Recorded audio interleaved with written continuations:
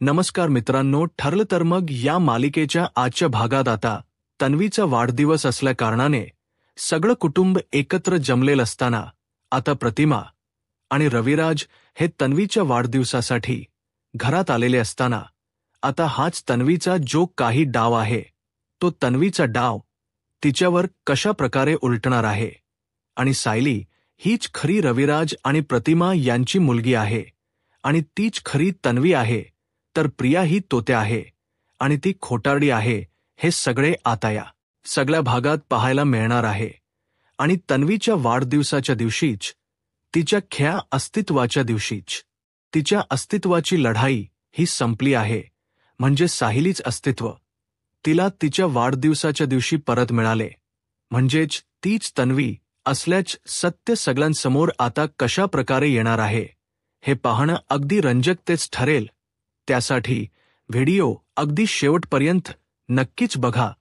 तर मित्रांनो, इथे आता प्रतिमा आणि रविराज हे दोघं खरंतर सायलीचे आईवडील, परंतु मैनावती आणि सदाशिव दोघंही घरात अगदी घुसल्याने सायलीचा गोंधळ उडालेला आहे। सायली विचार करते की नक्की माझे आईवडील आहेत की नाही, इथपर्यंत तिच्या डोक्यात विचार सुरू आहेत आणि त्याच वेळेला ती दोघांनाही नक्की विचारते की मला एक गोष्ट तुम्ही खरंच सांगा, तुम्ही खरंच माझे आईवडील आहात की नाही। त्यावेळेला असं विचारणं तिला खरंतर कठीण जात असतं, म्हणून सायली मनातल्या मनातच ठरवते की आता यांचा पूर्ण तपास घ्यायचा। तपासादरम्यान सायलीला आढळत की दोघंही खोट बोलतात, दोघांची उत्तर वेगवेगळी आहेत। मग आता करायचं काय? सायलीच्या डोक्यात एकच प्रश्न घुमत असतो, त्यामुळे ती आता जे ते सांगतात त्याचा पूर्णपणे शोध घेण्याचा ठरवते। म्हणूनच आता सायली ही मैनावतीने जे तिच्या मावशीच नाव सांगितलेलं असतं, म्हणजे सायली लहानपणी जिच्याकडे गेली आणि तिथूनच हरवली, त्या मावशीचा शोध घेण्यास ती ठरवते। म्हणजे खरंच हे खरं आहे का हे शोधण्यासाठी ती सगळं करत असते। त्याच वेळेला मग सायली ही जो नंबर मैनावतीने दिलेला असतो त्या नंबरवर कॉल करत असते आणि त्या मावशीच नाव मैनावतीने तिला मंदा साळुंके असं सांगितलेलं असतं। त्यामुळे आता सायली त्या नंबरवर फोन करू लागते, परंतु तो फोन आता बंद येत असतो। सायली ठरवते की नाही, मला आता प्रत्यक्षात जाऊन भेटल पाहिजे, त्याशिवाय काही खरं नाही। आता प्रिया ही ठरवते की नाही, नक्कीच काहीतरी गडबड आहे, मला असं वाटते की ही प्रिया ही सायलीना अशी गप्प बसणार नाहीये। सायली मुद्दामच खोलात जाऊन चौकशी करते, इतक्या टेस्ट वगैरे आल्यानंतरही तीच हे सगळं काय सुरू आहे, म्हणून ती विचार करते की नाही, काहीही झालं तरीही मला या सगळ्या गोष्टींचा शोध घेतला पाहिजे। सायली आता एकटीच घराबाहेर शोधासाठी पडते, म्हणजेच जो ॲड्रेस असतो तो ॲड्रेस घेऊन ती बाहेर निघालेली असते। अर्जुन मात्र अजूनही तिच्यावर चिडलेलाच असतो, दोघांचीही अजून तू मेम्मेच होत असते। परंतु सायली एकटी निघाली या विचाराने अर्जुन आता तिच्या मागे मागे जातो आणि तिला म्हणतो की चल, एकटी कुठे पण निघालीस, तू गाडीत बस। आता तो तिला गाडीत बसायला सांगतो। सायली आणि अर्जुन दोघजणही निघालेले असतात। सायली त्याला पत्ता देते आणि त्या पत्त्यावर आता तो जाण्याच ठरवतो। सायली आणि अर्जुन दोघंही त्याच पत्त्यावर निघालेले असतात। अर्जुन आता म्हणतो की हा पत्ता कुठला आहे? सायली म्हणते की मला माहिती आहे, मुलींची एक इथे शाळा आहे, तिथला पत्ता आहे हा। आता सायलीनंच बोलल्याबरोबर अर्जुन गाडी फिरवत असतो, नेमकं काय करायचं ते त्यांना कळत नसतं। अर्जुन आता इकडे तिकडे विचारपूस करत असतो की हा ॲड्रेस कुठे। आता विचारत अर्जुन आणि सायली एका पत्त्यावर कसे बसे पोहोचलेले असतात। तिथे समोर सायली आणि अर्जुन येणार जाणाऱ्या सगळ्यांना मंदा साळुंखे कुठे राहते असं विचारत असतात। त्यावेळेला खरं तर कोणाकडेच ते उत्तर नसतं आणि मग जो घराचा पत्ता दिलेला असतो त्या ठिकाणावरती फक्त बाहेरच्या दिशेने एकच घर असतं। त्यामुळे आता सायली तिथेच येते आणि अर्जुन म्हणतो की हाच दरवाजा असेल सायली, कदाचित, म्हणून तो दरवाजा ठोठावतो। आता तो दरवाजा ठोठावल्याबरोबर एक माणूस बाहेर येतो। तेव्हा मग सायली म्हणते की काका, म्हणजे ना मी कट युली माझ्या मावशीला शोधते तेव्हा तो म्हणतो की मावशी, कोण तुमची मावशी? तेव्हा मग ती म्हणते की चुली मंदा साळुंखी आहे, माझ्या मावशीच नाव. तिचा शोध घेत घेत मी इथे भरपूर वर्षानंतर आलीये. त्यामुळे ना खरंतर मला तिला भेटायचं होतं. म्हणजे मी लहान होते तेव्हा तिला भेटले, त्यानंतर आता मला तिला भेटायचंय. तेव्हा मग अर्जुन आणि सायलीला तो विचारतो, म्हणजे तुम्ही या पत्त्यावर यापूर्वी कधी आलायत का? अर्जुन म्हणतो की नाही, कधीच आलो नाहीये. यापूर्वी सायली म्हणते की म्हणजे मी लहानपणी आले होते, पण माझी मावशी ना, असं म्हणजे माझ्या आई वडिलांनी मला सांगितले की हा इथला पत्ता, इथे तुझी मावशी राहते, त्यामुळे मी इथे आलोय, आम्ही दोघंही इथे आलोय. तेव्हा मग लगेच तो माणूस म्हणतो की सॉरी, मला माफ करा, म्हणजे तुम्ही चांगल्या कुटुंबातले दिसत आहात, पण तुमचं ना काहीतरी चुकते, गैरसम मोजतोय, इथे मी राहतो. तेव्हा मग लगेचच सायली म्हणते की म्हणजे मला समजत नाहीये, तुम्ही राहता म्हणजे माझी मावशी इथेच राहते ना, मंदा साळुंखे? तेव्हा तो म्हणतो की नाही, तुमचं काहीतरी गैरसमज झालाय, इथे मंदा साळुंखे नावाच कोणी राहत नाही. अर्जुन म्हणतो की ठीक आहे, मग आसपास कोणी राहतं का? तेव्हा तो म्हणतो की नाही, इथे आसपास कोणीच राहत नाही. इथे जवळजवळ 40 वर्ष मी या चाळीमध्ये राहत आहे. या 40 वर्षांमध्ये कोणीही इथे मंदा साळुंके नावाची एखादीही बाई किंवा स्त्री मला कोणीही दिसलेली नाहीये. त्यामुळे तुम्हाला जे काही कोणी पत्ता सांगितलाय ना, तो चुकीचा सांगितलाय. इथे कोणतीही तशा प्रकारची बाई वगैरे राहत नाही. असं म्हटल्यावर आता अर्जुन आणि सायली पुन्हा हताश होतात. आणि मग तो माणूस म्हणतो की मॅडम, तुमचा कुठेतरी पत्ता चुकलाय, तुम्ही एकदा नीट पत्ता घ्या आणि चौकशी करा. सायली आणि अर्जुन पुन्हा हताश होतात. सायली म्हणते की अर्जुन सर, याचा अर्थ जो काही पत्ता दिलाय तो चुकीचा दिलेला आहे. अर्जुन म्हणतो कीस मलाही तेच वाटते. त्यानंतर मग आता सायली म्हणायला लागते की मला तरी असं वाटत ना की हे कदाचित माझ्याशी खोट बोलतात.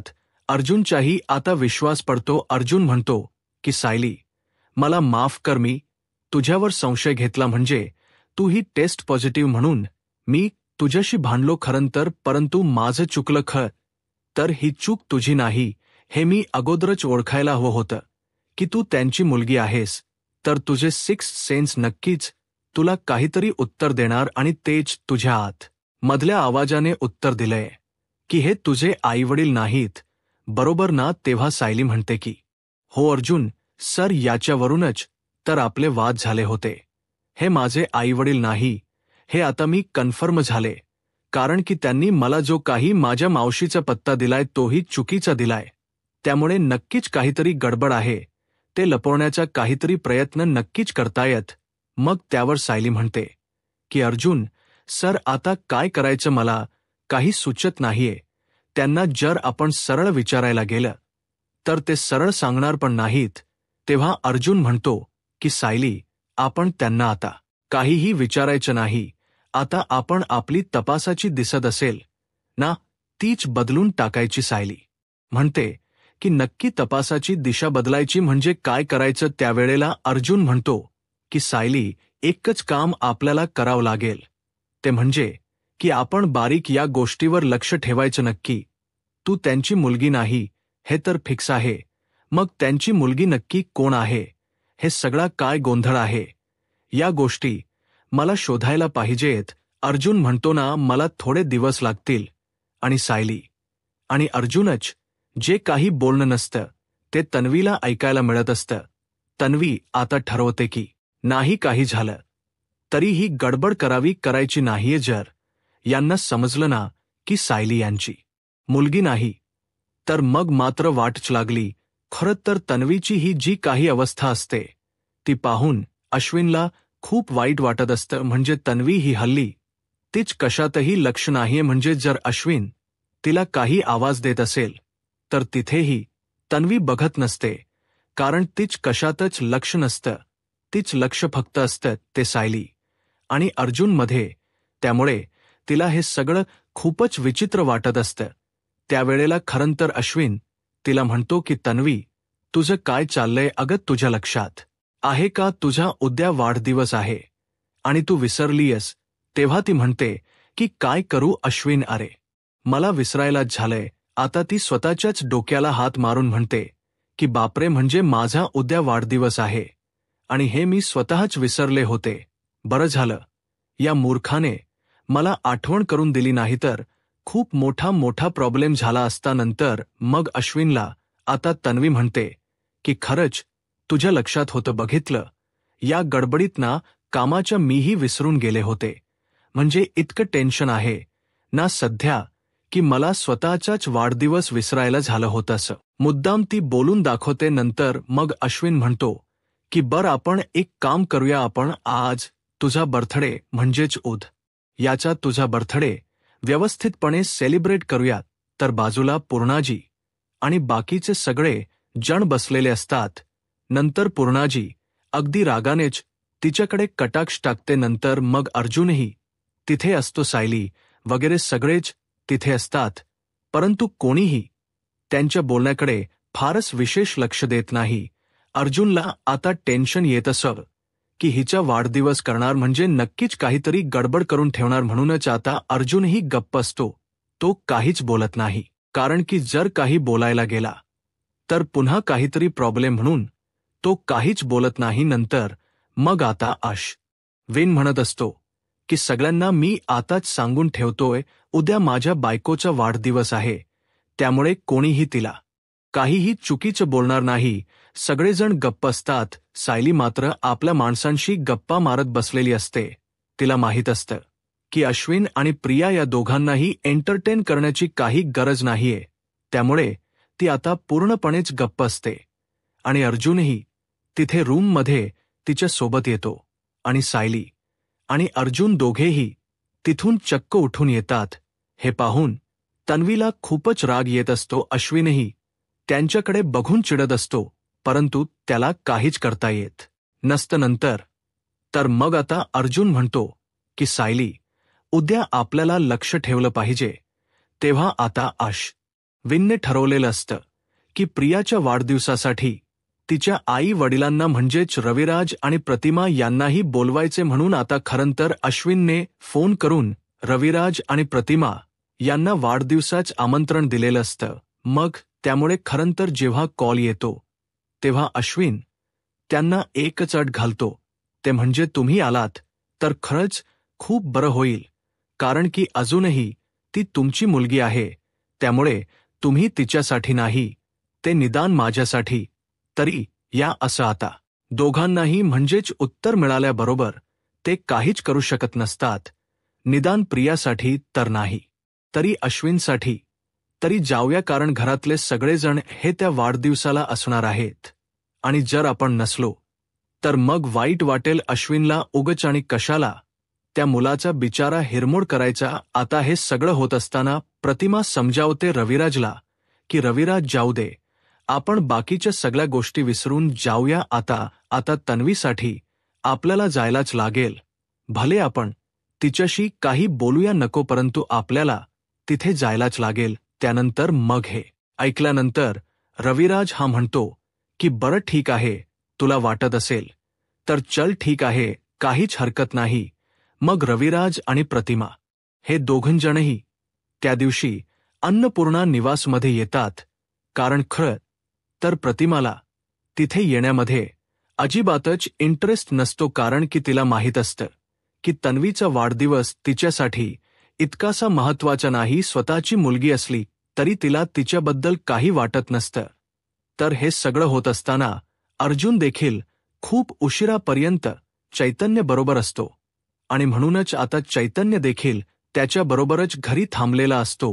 हे सगळं होत असताना रविराज अगदी व्यवस्थितपणे प्रतिमाला समजावतो की एक गोष्ट नक्की प्रतिमा, तू तेवढं जास्त काही करण याचा तू प्रयत्न करू नकोस, नाहीतर तुला माहिती आहे ती मुलगी कशी आहे, ते उगीचच काहीतरी बोलेल आणि तुझा चेहरा पडेल. त्यापेक्षा तू तिच्या वाटेला जास्त जाऊ नको, तेवढं राहा. असं आता तिला तो सल्ला देतो आणि त्यामुळे ती काहीच पुढे बोलत नाही. नंतर मग आता रविराज आणि प्रतिमा हे आलेले असतात आणि ते आल्यानंतर सायलीला तर खूप आनंद होतो. म्हणजेच प्रतिमा ही सुरुवातीला तन्वीला वाढदिवसाचा विश वगैरे करण्यास तसट सोडते आणि ती लगेच जाऊन सायलीला भेटते आणि सायलीला मिठी मारते. ते सगळं पाहून प्रियाच तोंड पुन्हा माकड होतं. प्रिया म्हणते की झालं यांचं, इथे माझा वाढदिवस आहे, माझी आई मला भेटायला यायचं सोडून हिच्याबरोबर गेली, काय गरज आहे हे सगळं करण्याची, असं म्हणून आता ती रागवतच असते. त्यावेळेला रविराज आणि अर्जुन हे दोघ जणही बाजूला उभे असतात. सायली तिथेच असते. रविराजही जाऊन काही प्रियाला विश वगैरे करत नाही, तोही बाजूलाच असतो. खरं तर मुद्दामच प्रिया त्यांच्याकडे येऊन आई बाबा असं म्हणून त्यांना जवळ करण्याचा प्रयत्न करते, परंतु ते दोघेही जवळ येत नसतात. तेवढ्यातच आता इथे प्रतिमाच्या लक्षात येत असतं की प्रिया मुद्दामच नाटक करण्याचा प्रयत्न करते, उगीचच सलगी दाखवण्याचा ती प्रयत्न करत आहे. त्यानंतर सगळेजण बसलेले असतात. आता अन्नपूर्णा आजीच्या बाजूला जाऊन रविराज बसतो आणि खरं तर तो कौतुक करत असतो. तो म्हणजे सायली आणि अर्जुनचंच. सायली अर्जुन सगळ्या घराला अगदी व्यवस्थितपणे कस सांभाळून घेतात ना पूर्णाजी, असं तो मुद्दामच सांगत असतो. म्हणूनच आता खरं तर सायली आणि अर्जुन प्रियाचा वाढदिवस असूनही सगळ्या घराला एकत्र जमवतात, कारण की घरात कोणत्याही प्रकारचा वाद नको किंवा अश्विनला वाईट वाटायला नको, यासाठी सायली आणि अर्जुन यांनीच हा पुढाकार घेतलेला असतो. त्यामुळे आता अश्विन आणि प्रियाला तर त्याबद्दल काहीच वाटत नसतं, परंतु घरातल्या प्रत्येकाला सायली आणि अर्जुनच्या जोडीच कौतुक असतं. तेव्हा आता त्यांचं कौतुक हे होत असत ते पाहून प्रिया मात्र नाक मुरडत असते आणि म्हणते की अच्छा, हे नेहमी सारखीच होणार आहे, म्हणजे इथे वाढदिवस माझाच आहे तरी पण कौतुक या सायली आणि अर्जुनच नेहमीप्रमाणे, असं म्हणून आता ती पण वैतागलेली असते. नंतर आता हे सगळं होत असताना प्रतिमा तिथे असते. प्रतिमाला पटकन सायली भेटते आणि दोघी तिथे तशाच उभ्या असतात. आता अश्विन हा पटकन जाऊन केक आणतो आणि तो केक तिथेच ठेवतो आणि त्याने तन्वी त्या केकवर छानपैकी एक मस्त व्हाईट फॉरेस्टचा व्हीट डार्क चॉकलेटचा केक आणलेला असतो आणि तो केक तिथे ठेवल्यानंतर तन्वीला तो म्हणतो की तन्वी प्लीज केक कट कर. आता तिला तो केक कट करण्यासाठी देतो तेव्हा मात्र कोणाच्याही खरंतर मनात नसतं कोणीही. ती म्हणते की जाऊ दे रे अश्विन, या सायलीला नाही सवयच आहे असं सगळं स्वतः होऊन, म्हणजे स्वतःकडे क्रेडिट घेण्याची. तेव्हा कल्पना म्हणते की एक मिनिट तन्वी, सायलीने काही क्रेडिट घेतलेलं नाहीये. हे सगळं जे काही चाललं ना ते साधं सोपं नाहीये. जे तुला वाटते खरं तर तुझ्या बाबतीत जे व्हायला हवं होतं ते सायलीच्या बाबतीत घडते. सायली सेम आमच्या लहानपणीच्या तन्वी सारखी वागली, त्यामुळे आता या गोष्टीवर आम्हाला विचार करावा लागतोय. आणि तेव्हा मात्र इथे आता प्रियाची चांगलीच बोबडी वळलेली असते. कल्पना सायलीला आणि प्रतिमाला पाणी प्यायला देते, त्यांना शांत करते. सायलीला सगळं आता हळूहळू आठवायला लागलेलं असतं. मला असं वाटत की माझ्या आई बाबांबरोबर मी असंच करायचे, हे माझं लहानपण आहे, असं सगळं ती बोलायला लागते. आता अर्जुनला मात्र कन्फर्म झालेलं असतं की हे जे काही सगळं आहे ते सायलीला आठवतं. ते सगळं तन्वीच्या बाबतीतलंच असतं, म्हणजे गाठोड्यातली प्रत्येक वस्तू जेव्हा ती तन्वीची बघते तेव्हा तिला तसं जाणवतं की तन्वी म्हणजे तन्वीच्या बाबतीतच पाहिल्यावर तिला त्रास व्हायला लागतो. पण सायलीच्या गाठोड तीच स्वतःच गाठोडा पाहिल्यानंतर तिला त्रास होत नाही. यावर आता अर्जुनला एक गोष्ट मात्र कळू लागते की सायलीचा आणि तन्वीचा नक्कीच काहीतरी संबंध आहे. मग आता तो संबंध नेमका काय आहे, आता पुढे काय होईल हे पाहायला आत्ताच माझा महाराष्ट्र या यूट्यूब चॅनलला सबस्क्राईब करा. धन्यवाद.